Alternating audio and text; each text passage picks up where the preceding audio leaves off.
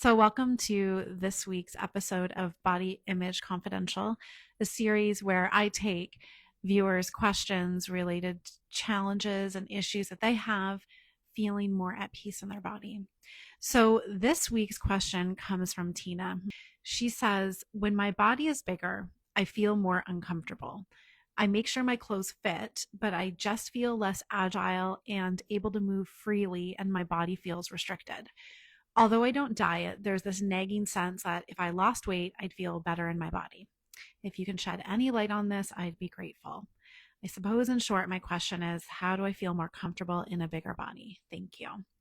So, Tina, thank you so much for submitting this question because this is, I think, a really big impediment for people to make peace with our body is if they gain weight and then they start to physically feel more uncomfortable with it. And so often that it's like, what do I do with that? And so we just go straight back to dieting and say, I got to try to control my body size. So this is, it's such a good question. And there's so many aspects of it that I want to talk about. I can relate to this personally to begin with, because when I stopped dieting and I gained weight, I was teaching yoga at the time. And so I really noticed a difference in my ability to move into yoga postures.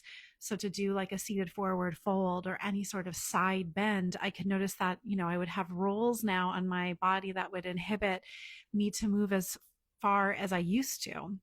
Now, the only thing really that was going on in those moments was a story and narrative in my head saying that this was not okay. I didn't like it. I needed it to, so for me, I noticed it was a story of if I was to fold forward more fully, that was better. That meant in some way I was better. Um, so there was, kind of this narrative, especially in yoga. With yoga, it's really just about connect. It's really actually about being present, and that's the purpose of yoga. It's not to like just be flexible and have strength in your body. That's all a side effect of it, but the true core of yoga is to actually connect back to the deepest part of yourself. We can lose that, right? We can lose the purpose of why we're doing these certain movements when this narrative comes in our head that we don't even realize that there's an implicit belief in there that's saying like, I'm not as good enough, or this is not okay. I don't know, Tina, if that specifically is going on for you. What I hear more in your question is like you're saying about being agile and just not feeling as comfortable. Um, and maybe I'm thinking of something more practical, like tying your shoes. Maybe you can't bend over as far if you have some stomach rolls in the way. So here is the thing that we need to look at when it comes to this kind of circumstance. If you were starting on a path of intuitive eating and stopping dieting, you were obviously doing that because it started to become painful in some way to keep dieting, right? So, in some way, that act was causing you pain and discomfort too, right? So the restriction, the then backlash eating, or just sucking the joy out of life, the mental stress and anxiety that comes with constantly trying to manage your food and your body size, that's pain too, right? So when we're not doing that anymore, we can forget the pain of that cycle of dieting. Another quick story I remember was when I stopped dieting, I panicked after I started to gain weight and I like ran back to dieting again. And I only lasted 4 days because it felt like I was putting myself back in a cage and like locking the key and throwing the key away. Like I was like trapped within the rigidity of needing to eat a certain way in a certain amount. So I was like, okay, I just can't do that anymore. Like that sucks. So now I need to, focus on, well, what's the pain of the after effect of that. And so when it comes to the body, the very first thing that I would say is focus on, like, let's look at what can you do to feel more agile in your body, period. Like, is there physical activity? Is there stretching? Is there movements that is going to make you feel more agile? Because we know that you can feel more or less agile in any body, right? In any body size. So you can take action towards that and focus on how can I feel more agile in my body, period, without having to focus on my weight. So that's the first kind of just practical thing, right, to look at. But then more importantly is really the narrative in the story of what's going on in those moments when you feel like, I don't like this. I don't feel as agile.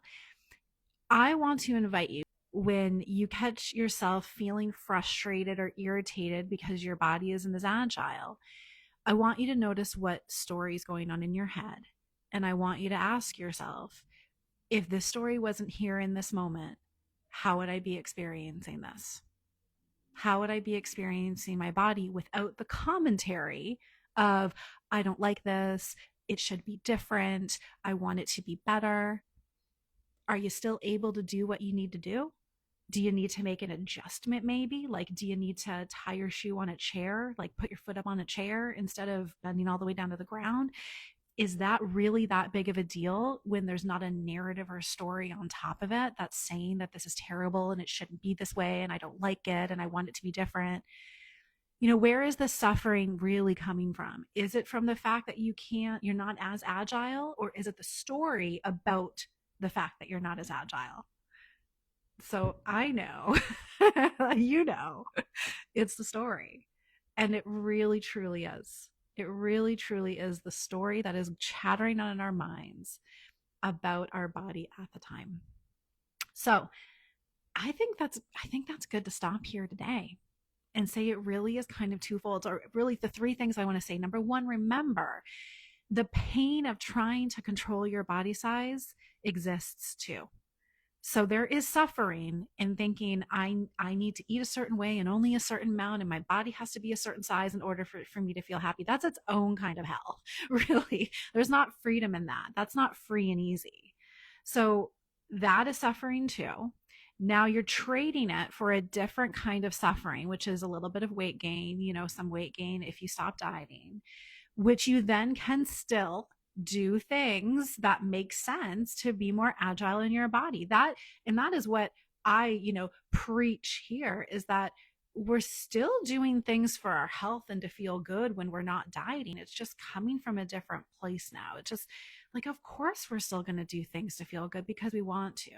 So notice what makes sense for you to do for that. And then thirdly, and most importantly, what is the narrative in the story? Notice the commentary the mind is making in those moments. And then ask yourself, okay, if I had no negative thought in my mind about this, about my body and about this situation, how would I be experiencing this moment? And that's the truth of it then. The negative story is not true. It's just chatter and thoughts that we're giving attention to. So let's move our attention away from those thoughts and then actually be in reality. Oh, I can't bend over. That's actually the reality. The reality is I can't bend over as much, or I'm, whatever it is. The story that gets layered onto that, that's where the suffering comes in. Not actually what's happening. It's the mind chatter. So when we're not in the negative mind chatter, other solutions may arise too. New thinking of what I can do to maybe support myself. Okay, but it's not going to come from that negative space. The negative space is just going to say, oh, your body's a problem, you need to fix it. That's the old story. You've been there, done that. So I hope that this was helpful today, Tina. I think this is really good timing then to say, talking about this negative chatter, because that is really actually the source of our suffering when it comes to how we feel and experience our bodies, is the story and the beliefs that are going on in our mind. And so I run every month a body peace community talk, and there's a different topic a month. It's a donation-based event, a minimum $5 donation, so very accessible. And on this talk, I just share and I talk about, what solutions and tools and ideas around this topic, and I'll take questions. It's happening this upcoming Sunday, September 14th at 2 p.m. Eastern time. Recorded if you can't make it live, but really good if you can. So if you are interested in learning more about that talk or coming to that talk, comment on this video community and I'll DM you the information, and you can, to get more info and to register for the talk, because I'm going to go deeper into these negative beliefs and the story that we have in our minds that is what's actually causing, that's the root cause of our discomfort and upset around our bodies, and actually in all of our lives and other areas too. Okay.